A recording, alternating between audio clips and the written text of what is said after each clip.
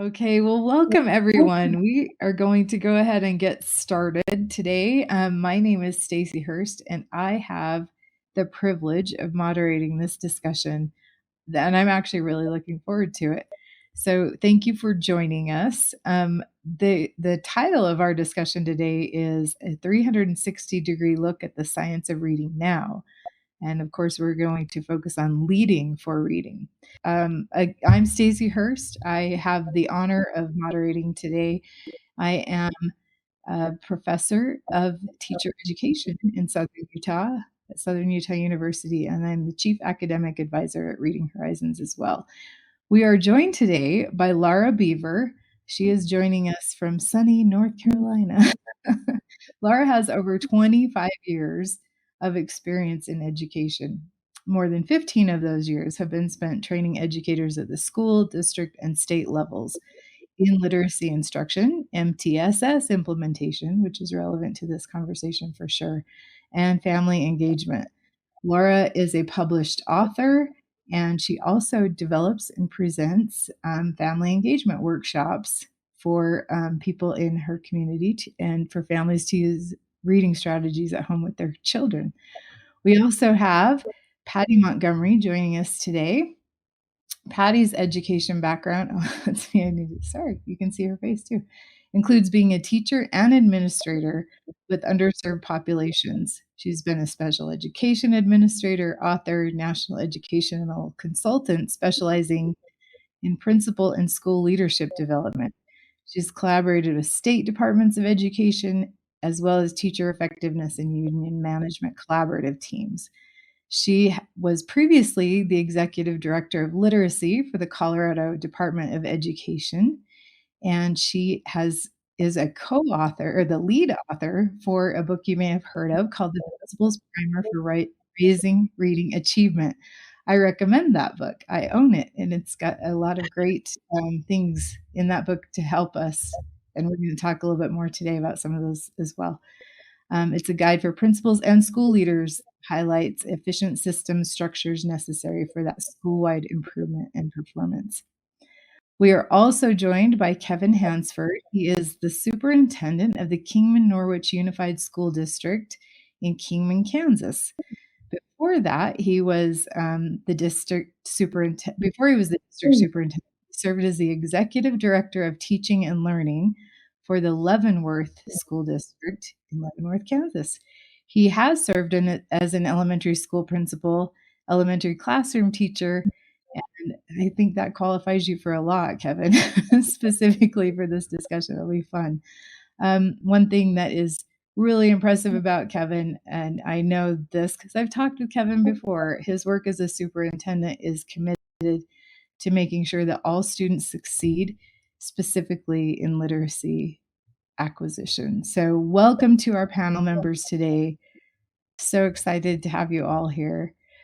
And as I mentioned, we're going to talk today specific about leadership that will help us when we are trying to apply what we have heard so many conversations about, the science of reading. So the first topic, and just for a point of reference, we're going to ask a question.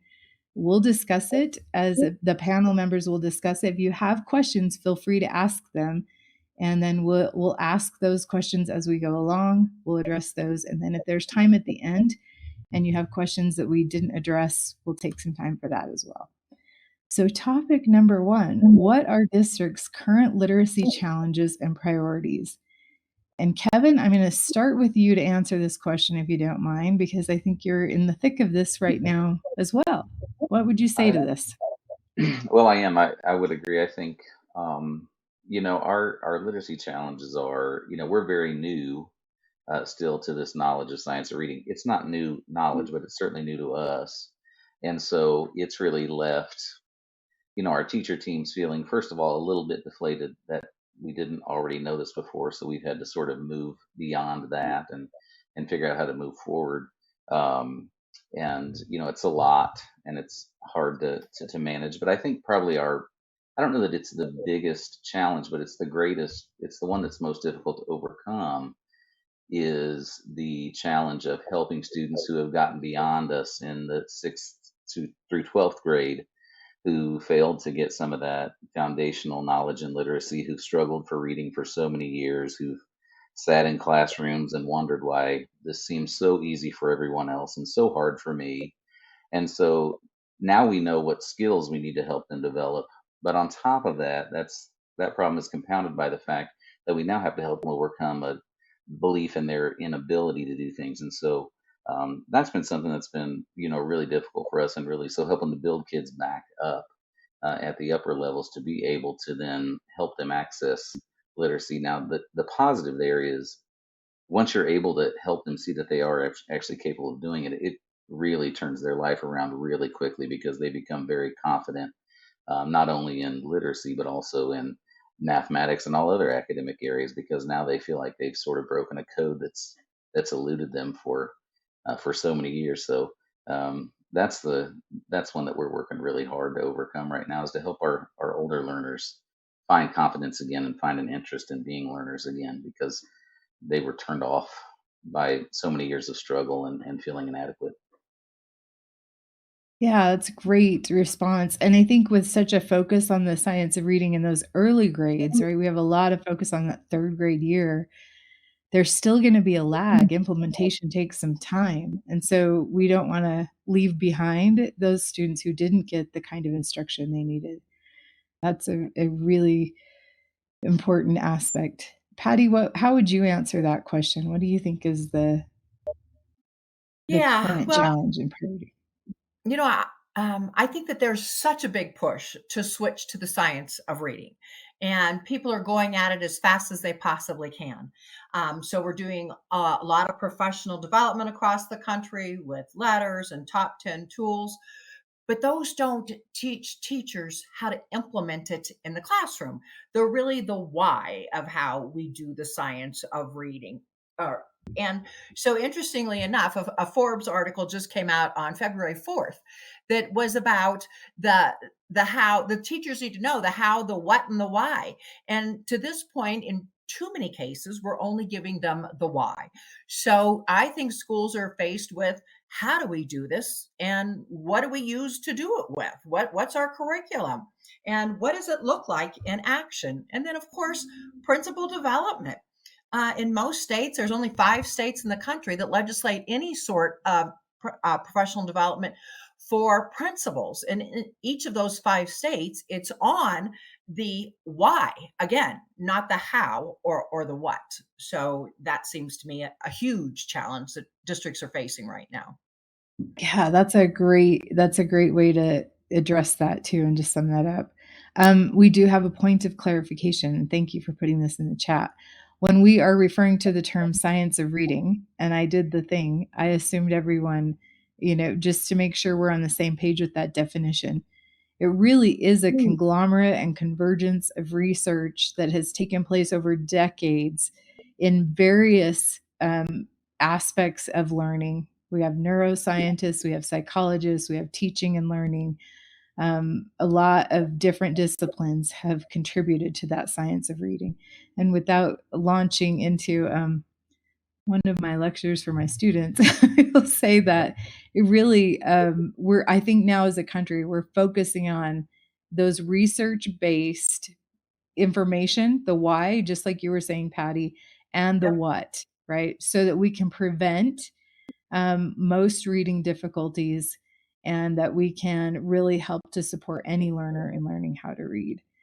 Would any of you, Laura, would you add to that? Yeah, and I would agree exactly with what they've said. Our challenge for the past couple of years has really been focused on early literacy. We've noticed even prior to COVID that we have students entering kindergarten not ready for the just basic, they don't have the basic skills that they need to be ready to become readers. And so that sent us on a quest a number of years ago, and even through COVID, to start researching and finding programs prior to our district even coming on board with training our teachers in the science of reading. And so we began looking for programs so that the teachers would know then how to effectively teach, to where they had that research-based program that provided that fidelity of implementation, that made sure that the instruction was consistent, that it was explicit. And so we've been very fortunate that we have, as a district, had support for that because we were seeing the challenges, not only our data, but what research says nationwide in regards to students and their ability to learn to read, and how essential it is that that happens by the time they leave first grade. And so we've been very fortunate to have some funding come in. COVID did help with that. But prior to Yes. that, we were on a mission and a quest to find a program that would provide consistent and equitable instruction across our district. And we've been very blessed to have programs such as one that's sponsoring us today, Reading Horizons, as well as some other programs that have helped us in each area of literacy. So, starting with our 3-year-old preschool students, providing phonemic awareness instruction, all the way to implementing strong phonics instruction starting in kindergarten, and that can be carried through all the way up into adulthood if we are able to find ways to do that. But our challenge with those programs is also the training component. When we're expanding our teachers to spend a lot of our work days right now to be involved in the science of reading training, that limits the number of days we have available to train in our programs that support the science of reading. And so that has, there's twofold here. We get trained in what we need to do and why we need to do it, but then are we able to also offer that same training and then how to do it?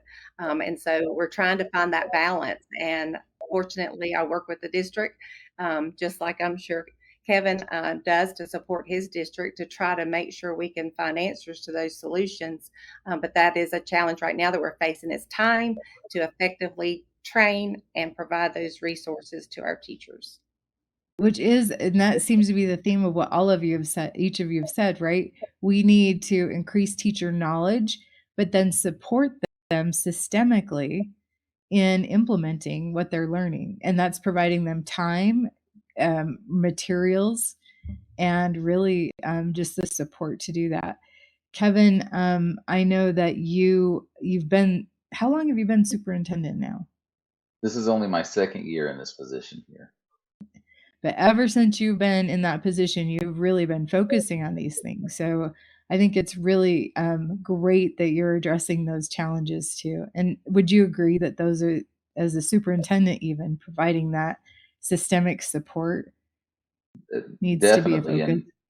And Laura and I had this conversation at another time, but I think, and I encourage superintendents and district leaders, even as we're asking teachers to become trained and better and more knowledgeable about these things, it takes a lot of time. Our teachers are also going through letters training, and that sort of rolls off the tongue. Letters training sounds wonderful. Well, it is literally a master's degree, basically in reading and in understanding reading, and they're having to give hours and hours and hours of their personal time in our case. And so we're making sure that we're compensating them for that time. And I think our teachers are well-meaning people, and they would do it out of the goodness of their heart. But I would encourage any district leader, don't ask them to do that. Don't put them in a position to do that. We need to really normalize that when teachers are giving more of themselves and more of their time, we should be compensating them for that time, because what they're bringing back to us is invaluable to our students, right? What's coming back into our classrooms is tremendous for us. So I just think we really need to make sure that we are that we're normalizing that teachers should not be expected to give of their time. If we're asking them to do these things, we should be compensating them for that. And Kevin, I think that's a really informed opinion. Patty mentioned that there are only 5 states that are requiring the same level of training for administrators. And one question that we've had come in so far was also based on that. The fact that sometimes administrators change programs so often. And you just mentioned we need time to implement them. I've been in school districts. I'm sure, Patty, you've worked with a lot of school districts across the country. What would you say is the informed or best amount of time to give with a new program or new curriculum materials to really give it a chance? Well, we see that dramatic change takes place from 3 to 5 years. By 5 years, you can see huge changes, and you can see big changes within a year, but it does take time. So yeah, it's at least 3 to 5 years. And I just want to stress that if we only provide professional development to teachers, that's just a tip of the iceberg. There are so many other things that are also required. And as we're switching to the science of reading, I worry that school districts will think, oh, well, we've trained everybody. Now let the magic begin. Oh, And there's just so much more to it, which is why it yeah, takes 3 to 5 years. Yeah, and the that makes sense. right, and administrators being trained is such a valuable part for them to understand what good, strong, effective instruction looks like when they walk into the classroom, whether it's following a program or whether it's something that the teacher has developed herself. They need to know what they should be expected to see. And so, if the principals are not a part of science of reading training or even participating in the trainings of curriculum that is being brought into the district, it's very hard for them to effectively evaluate what's happening when they walk into the classroom for observations or if they're monitoring for students that might need additional services. So the principal buy-in as well as their depth of understanding has to be something critical for a district or a school to be successful. Agreed. And the book that we referenced at the beginning, that Patty's book, actually, A Principal's Primer for Raising Reading Achievement. We'll have somebody put that in the chat. But that is addressed in that book too. Exactly what you just said, Dr. Beaver. Really great point that without the support of administration, teachers really are limited, right, on what they can apply. Um, okay, we have a question. Let me ask this. Would it be considered cliche that most of our children or parents are dual language learners or more? So when we're talking about implementing the science, that actually addresses every learner, right? So that is a significant thing to address. How much of that do you think plays into what districts are focusing on as they implement the science? Would you say the first part of that again, Stacy? I didn't hear the first part Yeah, of. most of our children or parents are dual language learners. A lot of them are increasingly, right? So when we're talking about, and I think, Laura, you mentioned equity. We want to be equitable to all learners. And it is something that I think no matter what we're applying, that we need to add a focus for students who are learning English. Right. And I do think that there are a lot of programs, especially if you're looking at, say, for instance, phonics instruction, that you want to make sure that any words that are being presented to the students that they're learning to read and write, that they make sure that there is that vocabulary component that's brought into it. So if your phonics program does not include that, or if your traditional ELA program that really focuses on ELA standards, if it doesn't incorporate that vocabulary and multi level of kinesthetic learning, then that can make it very challenging for our students who are dual language. So, programs that do bring that into the table and teachers that are really thoughtful and mindful about making sure their instruction reaches their students, that is something that is a must, and I think is something that's also targeted through the science of reading. That they do address that through all the different chapters of instruction, at least through the letters program that our district is participating in. Yeah. Go ahead, And Dr. McGregor. also, there's a great book by Elena Hagen on ELs and dual language that I would strongly advise districts get their hands on and read, so that they can enhance dual language learning and make sure that they are using the science of reading as well. Yeah. And do you know what I love about that book, which speaks to this? Already, a challenge is implementing the science of reading.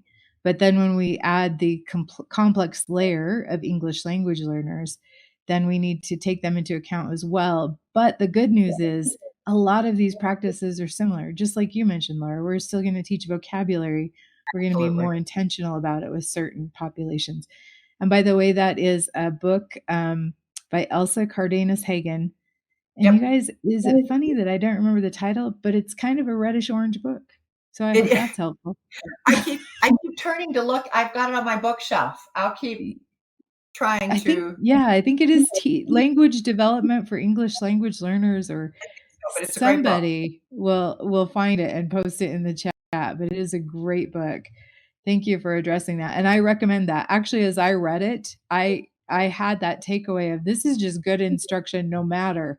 But now we can be way more intentional with our students who are learning a different language or who are speaking English as more than one language that they know. How is literacy instruction evolving and transforming? Thank you. Okay, who would like to respond to this first? Laura, I'm actually looking at you because you've been in education for a long time. How would you Well, answer this?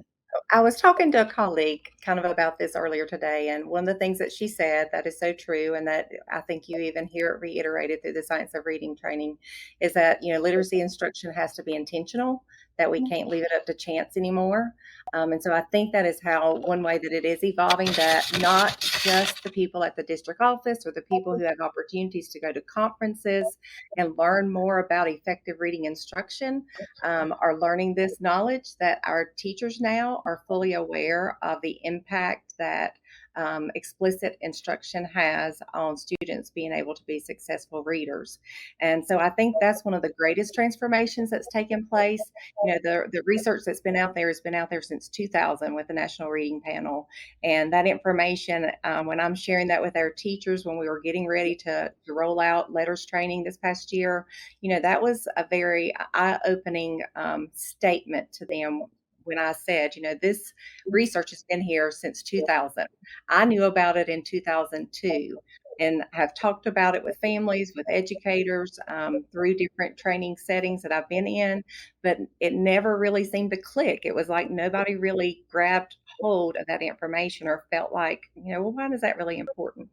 But that research has been there, and now it's finally in the hands of our educators, and we're finally empowering them with that knowledge. And so I think that's one of the greatest transformations, is that they don't have to go somewhere to find this information. This information is right there now, being provided many times and paid for by state departments.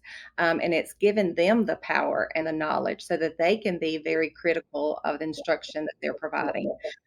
The other thing is, I think it's helping our teachers see that many times the recommendations that the districts provide, as this is a great tool for instruction or a great program that we need to consider purchasing, now they can see the reason why. Many times we knew why we were choosing this program, and we tried to explain that, but until they really have gained the knowledge themselves and internalized that, it doesn't become as powerful. And so I think that's one of the greatest transformations, is that we see that it's got to be intentional. We cannot wait. We have to start early, even in the pre-K years with our students, and that we have the knowledge now to even help those upper grade students that you were talking about, Kevin. If we can continue to find ways and avenues strategically to support those educators in the upper grades that maybe haven't received this training, with reaching out to those students and giving them the skill sets that they need, and not waiting until it's too late. So maybe evolving with more of a focus on teacher knowledge. Yeah. That will in turn transform instruction. I know when I was a pre-service teacher, and like many of us, I was taught things like if you just surround students in text, they'll learn it. I think there is more of a focus on explicit instruction, as you mentioned, and kind of marrying the two, right? That love that we develop for literacy, but also being able to do the thing to read. And the Kevin, reason what would you? Oh, sorry. Go ahead, Laura. Yeah, go ahead, Well, Laura. Oh, sorry. I was just gonna, I would really sort of echo, what Laura said, but as again, building on the, um, certainly for our more experienced learners, those that have gotten, beyond us, we're at this point, um, they're in the sixth through the 12th grades, is one way that is transformed for us is talking to teachers about the fact that we really do all have to be supporters of literacy. We don't all have to be literacy experts or necessarily literacy teachers, but it is important that no matter what your content area, that you are equipped with some strategies to help kids, attack words that they don't recognize, or to break. You need to be familiar with those things so that you can help students through the process if they're struggling to read. And so that while we're not all reading teachers, we are all responsible for supporting literacy, as it is the one most enduring, skill that we provide students with as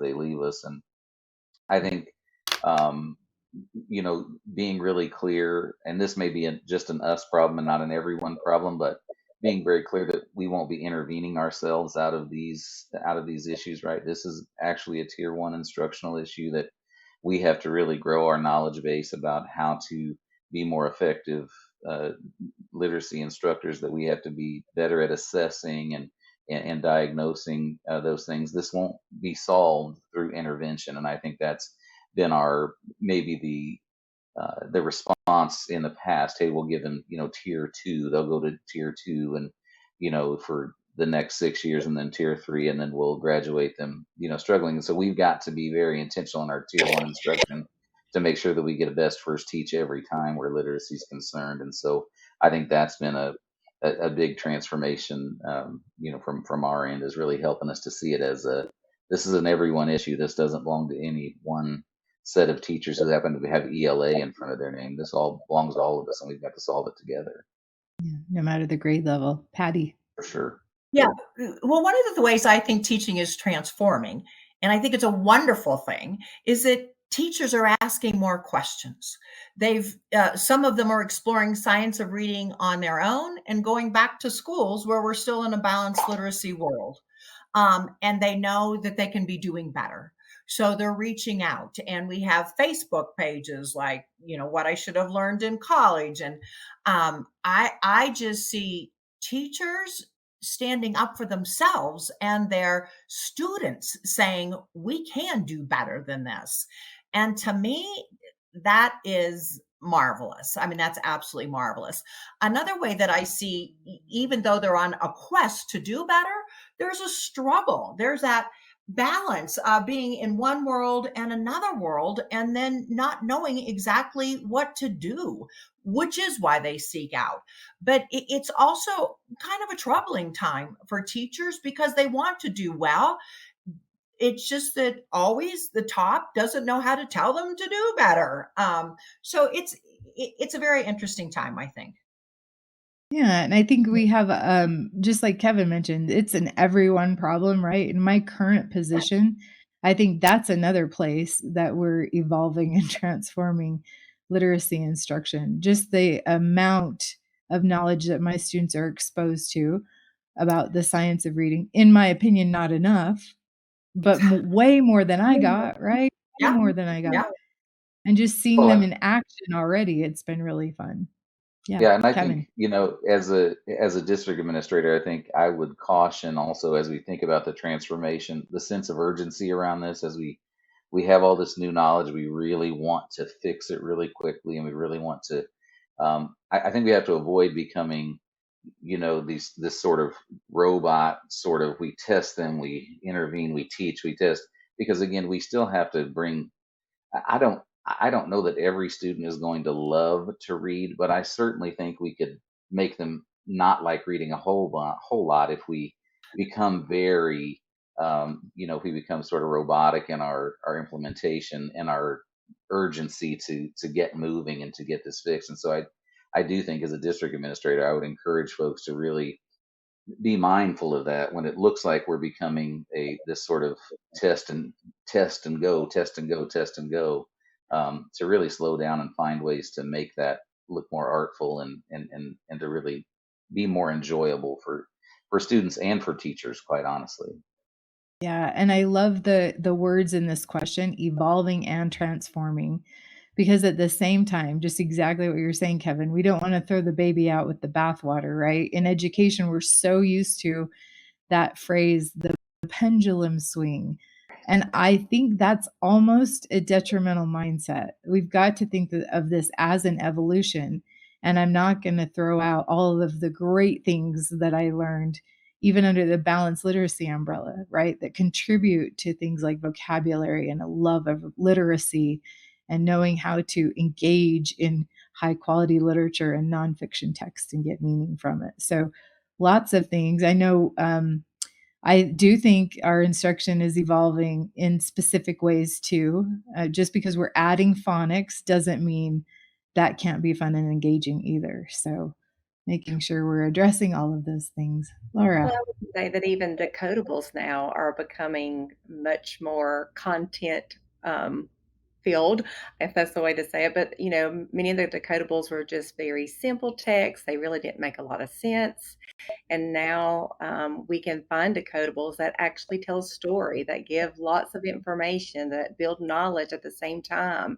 And so, that being able to blend that and kids getting excited that now I can read a text that's actually has a storyline to it that still matches my readability and builds on my skills that I'm being taught through my phonics instruction, that aids in engagement. When the kids, especially those kinders and first and second graders, feel successful with reading, then they are going to want to become, stronger readers and enjoy reading. There are always going to be some kids that reading is just not their thing, and that's okay. But engagement is one of the greatest parts of instruction that never needs to go away from what we do, no matter what program we use or what routines we use for instruction.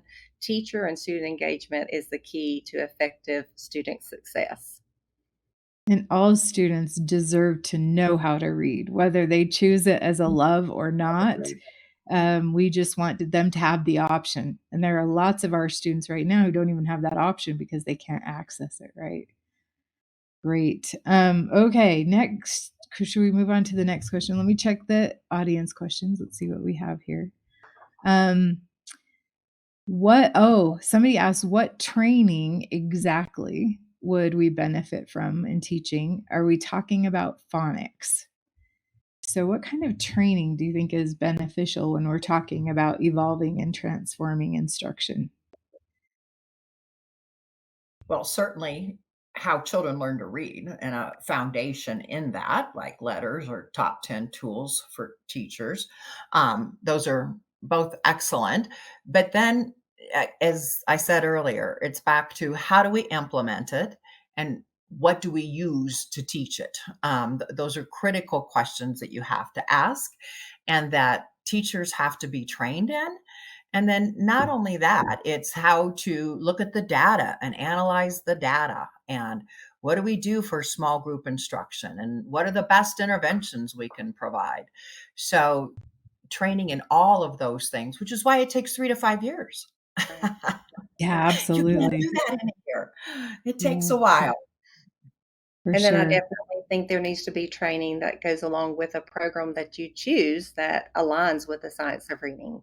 They need to definitely understand the philosophy behind that instruction, how it relates to the science of reading and brain research, and that the teachers feel very confident with being able to then instruct after they've been trained. A one and done training is not sufficient.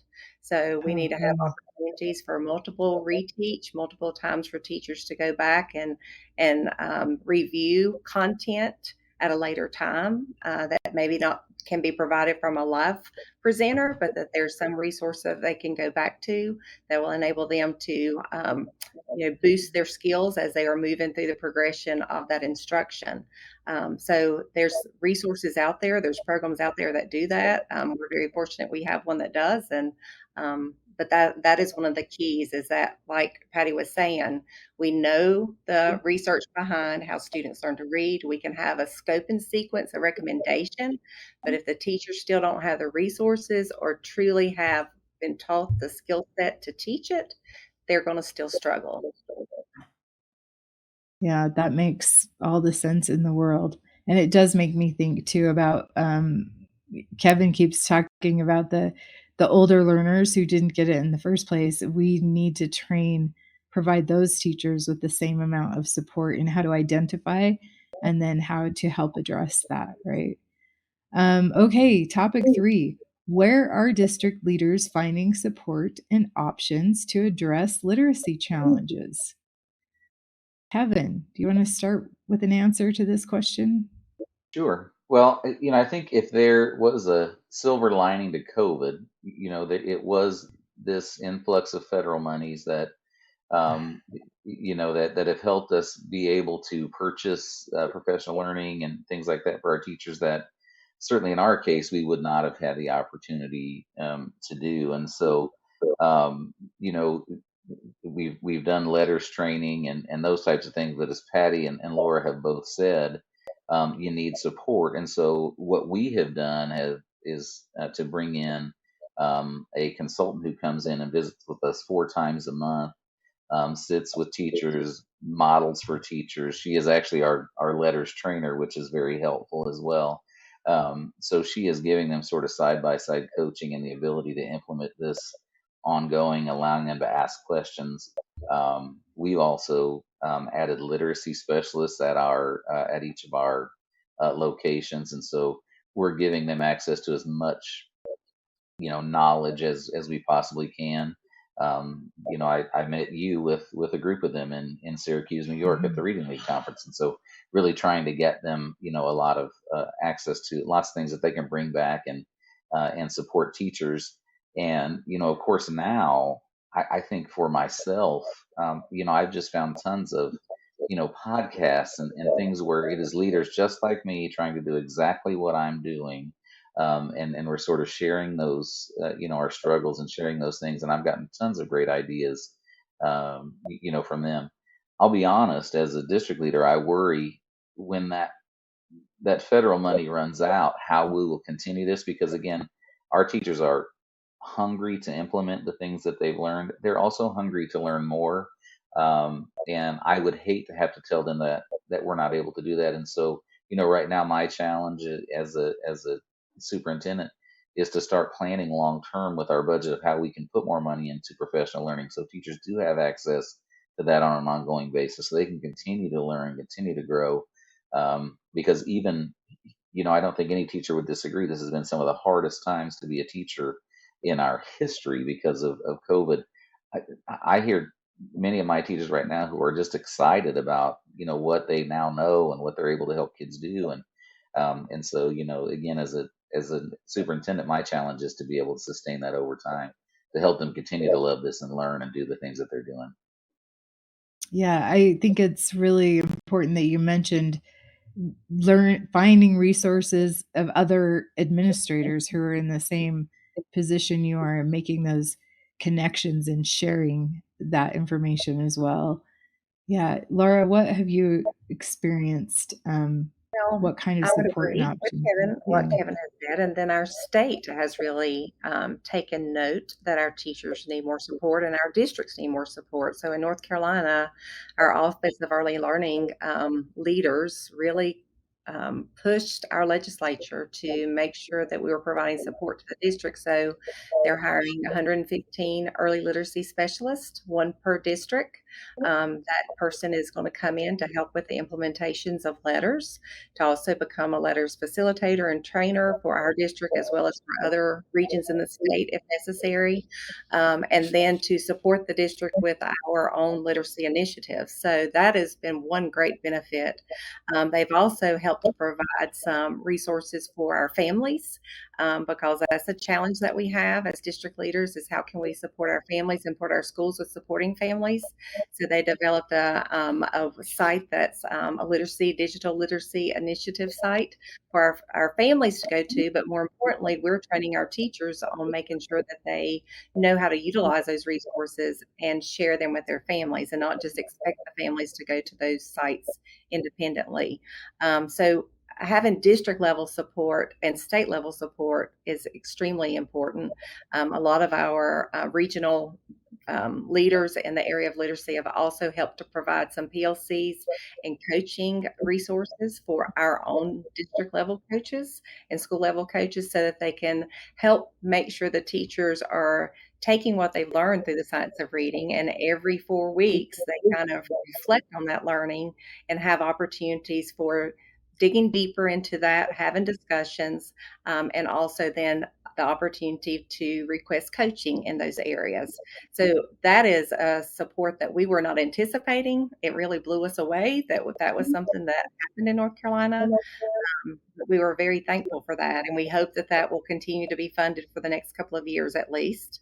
But beyond district support and state support, our vendors support us. When you have a good relationship with your vendors, we have different vendors that we use for literacy instruction, and we have thankfully chosen ones that really care about their customers. And so that's who we go to as well when we're trying to find resources and solutions that we don't have ourselves or that we are not able to make.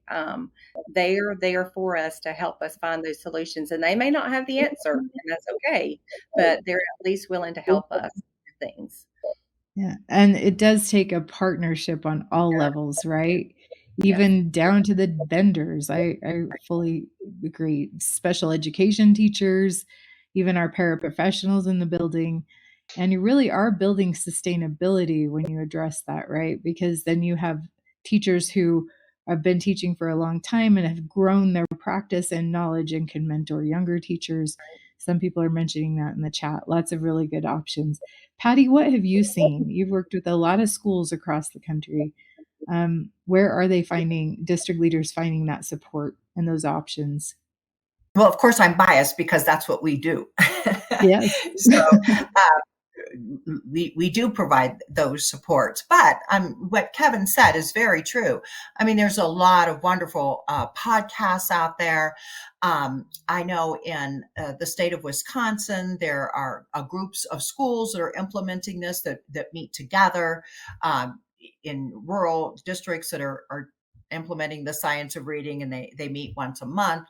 So talking to colleagues, talking to other districts, and reaching out to vendors who do provide this. Yeah. And I think speaking, I've been on both sides of that, right? Holding those vendors accountable, not only for the content, but for the partnership. We're Absolutely. all in this together. Yeah. Yep. I love that.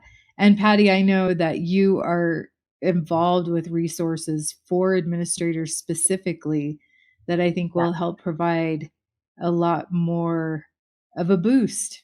I don't know if there's another word to use, but really to help support them. Yes. And Stacy, I will just say that there is another book coming out that Solution Tree is publishing that will be out in December regarding what principals need to do as far as putting systems in place, called It's Possible. So we're even seeing more resources for administrators as well. And each of you have mentioned resources and coming from the state level. And I think as teachers, those teachers who are on the front lines, we don't have time to be on Capitol Hill, right? Whereas an administrator may not have as much time either, but at least have some connections and some more opportunities to share their voice, share their experience, and advocate for those resources to be continued. Absolutely. And so Definitely. that's great too. Okay, last topic. We've had a lot of really good conversations. I actually could talk about this for a long time. So our final topic, bridges and barriers to addressing the literacy challenges. And of course, we've listed just a few here, but I'd like any of you to comment on these and then maybe to add some. So we have budgets. We've already addressed that a little bit. Materials and resources, increasing needs for teacher training, coaching, and ongoing support, community and family concerns, and eagerness for rapid improvement. I feel like we've addressed most of these in one way or another. And we're gonna address this topic by asking each of you, is there one that stands out to you and why? Patty, would you like to start? Oh, sorry. Go ahead, Kevin. Yeah, go ahead. Well, I mean, as you said, they all sort of stand out. I think I would say, this eagerness for rapid improvement is one that really stands out for me, and here's why. I worry about teachers right now, just because it's really difficult. I mean, there are a lot of things being asked of teachers right now, and and I can only speak for my own, the ones that I work with every day, and they have a real want and desire to always do and be what is best for their students, and sometimes at their own peril, right? They're not always looking out for themselves, and so I think, especially as a district administrator, as building administrators, you really need to be mindful about helping teachers find balance, helping them recognize when they've taken on too much, helping them recognize when they need to tap out, giving them opportunities to tap out, right? Um, Stepping in for them and just letting them leave the room just for a few minutes, or an hour every day. I think we have to be really mindful and careful and watch out for them, because again, teachers, at least the ones that I've known throughout my career, the ones that have been my colleagues, ones that have worked with me both as a teacher and then as a principal and a superintendent, have all been very selfless in their approach to this job, and sometimes to their own detriment. And so I think we really need to look out for them and make sure that we're watching out for them and not get too far ahead of ourselves trying to recreate our systems. I want what's best for students too, but I can't forget that I need to look out for what's best for teachers as well. I love that. And Kevin, when I first met you, we ended our first conversation by me saying, "Can I come and work for you?" And that's why. That's one reason why, right? To make sure that we're right now, teacher shortages too. Some places in the country are dealing with that because teachers are burning out and leaving. And so anything we can do to support that is helpful as well. Laura, what stands out to you on this list? I just saw that someone said we need to clone Kevin. I agree. Well, what stands out to me is the community and family concerns or engagement there. That is my passion for what I do, professionally as well as independently. And that can be one of the bridges that we have. It can be a barrier, but we can make it become a bridge. And in our county, we really have pushed over the past year an initiative called PALS, Partners Aligned for Literacy Success, to really help our community members as well as family members realize what's happening across our district, for them to realize that the teachers are investing basically their time to be in what we'd consider, as Kevin said, a college level master classes, and that they're spending 2 to 3 hours a week in that type of training environment, or PD, or individually learning through that process. So we're letting them know about that, but we're also empowering them with the knowledge of what we're doing on our end as a district to make sure that we're meeting the needs of our students, not only throughout the school year, but during the summer for students that may need to get some additional supports. And then we're trying to make sure that we are effectively providing strategies for them that support what's happening in the classroom. So that is our passion, is to make sure our families are fully aware and our community is fully aware of what we're doing, because it cannot just be our teachers and our administrators' responsibility.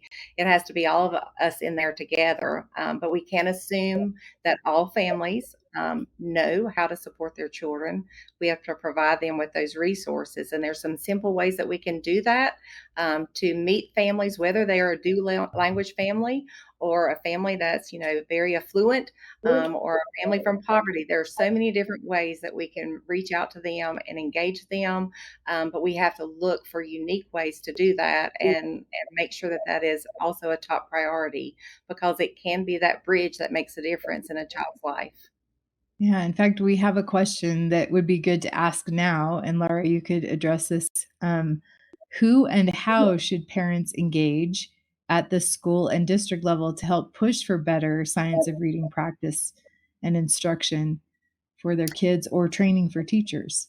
Well, I think first of all, they need to know what it is. So I don't think many of our parents, just like we had some people on the panel here, or attendees today, that were asking what exactly is the science of reading, and we would assume that they're probably educators. So one of the first things is we have to make sure our families know what it is and understand what it is.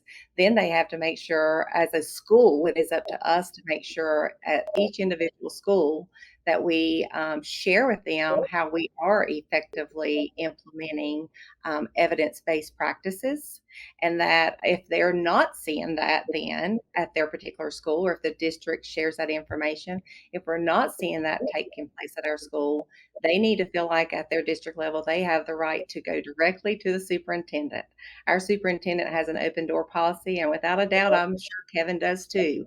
Our top leaders need to have an open door policy, so that information can be brought directly to them, concerns can be brought directly to them, as well as to our school board. But they, in order for them to know that, they have to have the knowledge behind that. And so It's very important that they start at their school level, because I always believe in start, at the lowest level and work your way up if you're not getting the answers that you need. But they need to feel empowered about that. And that's kind of what we're doing with our PALS initiative, is trying to make sure that our community leaders and our families are empowered with the knowledge. We're not going through all the aspects of the science of reading, but we are providing them with information so that they can reach out to us for more information on their end if necessary. If they need to know that they can be a voice. And I can say, as an educator myself working in this district, I was not always the best advocate for my own child. And we need to make sure that we are being advocates for our children, especially those that have children who are struggling. And if they're feeling like that they're not getting the success of instruction that they need, they don't need to just settle for the answers that they're receiving. They need to feel confident enough that they can reach beyond those walls and continue to make sure that our families, get the answers at the highest level, if necessary. Yeah, and there are a lot of ways to address that. When I was a literacy coach, we had parent trainings monthly. We held one session in the day for parents who could come in the day, one at night for parents who might work during the day, and even just something that simple gave them access to us, right? And confidence in what we're doing and that we're working together as a team. Laura, we have also had a request for you to be cloned, just so you're aware. I would love to be cloned, to have more people doing the work that needs to be done.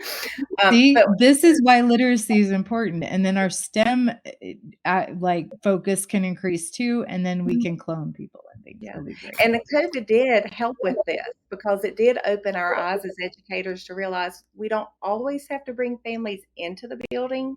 There are some families that do want to participate, but because of certain restrictions or just their schedule, they're not able to come to an event. So being able to record presentations or do a little mini clip of what we shared at a school-wide event, I think that has been a plus to us, that we see there's other avenues to reach our families besides always feeling like they have to come to us.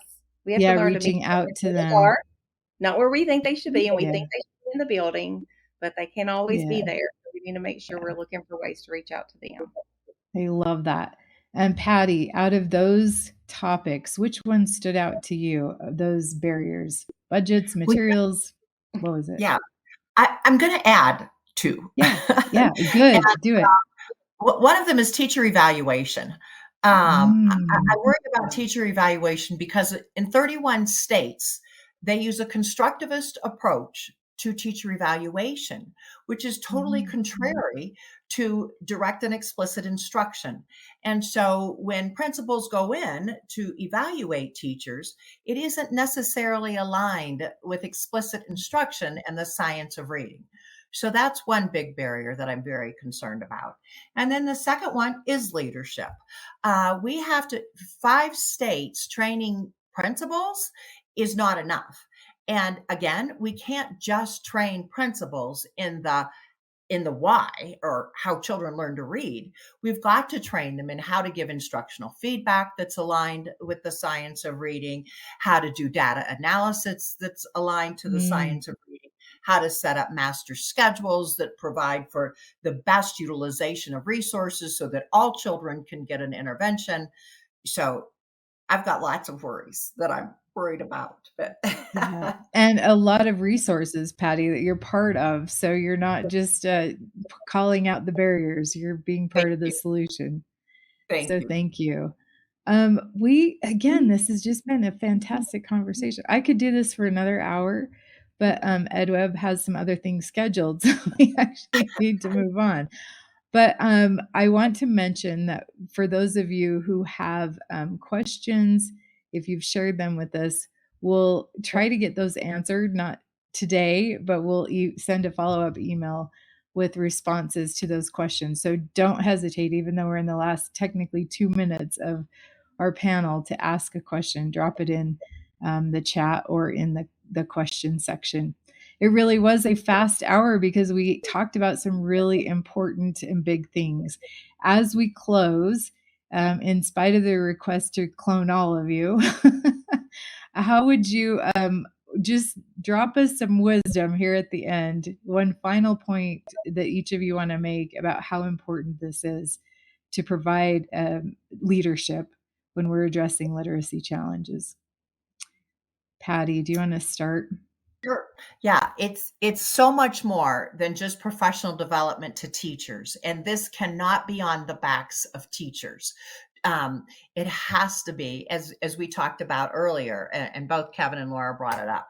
All means all. We all have to Love be a it. part of the solution, not just teachers. Absolutely. Laura, do you have a sentence of Yes, wisdom for us? I was in a district MTSS data dive, and one of the conversations we had to do with the upcoming training that we felt like was essential for at least our leadership teams. And one thing I kept advocating was, if we're going to require this, it can't just be for the leadership team. It has to be for the administrator and not the assistant principal. Love it.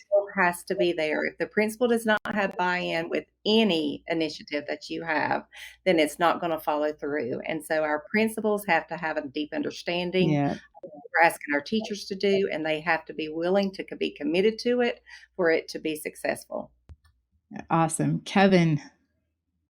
And I'll just double down on Patty and Laura, and I'll say, if you're, it's easy in the superintendent job because there are a million other things that occupy our time.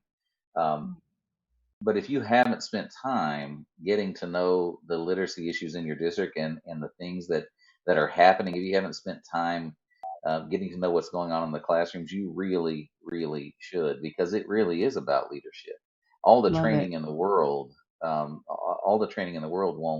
won't yield great results. And I don't mean leadership in terms of someone, Patty mentioned evaluation, someone telling you what you're doing wrong, but it's the leadership when someone comes in to tell you what you're doing right and to tell you how much they appreciate what you're doing and those types of things. I think people really undervalue that, that a simple thank you, a simple, I noticed that you were, using this routine today. Remember how that helps kids.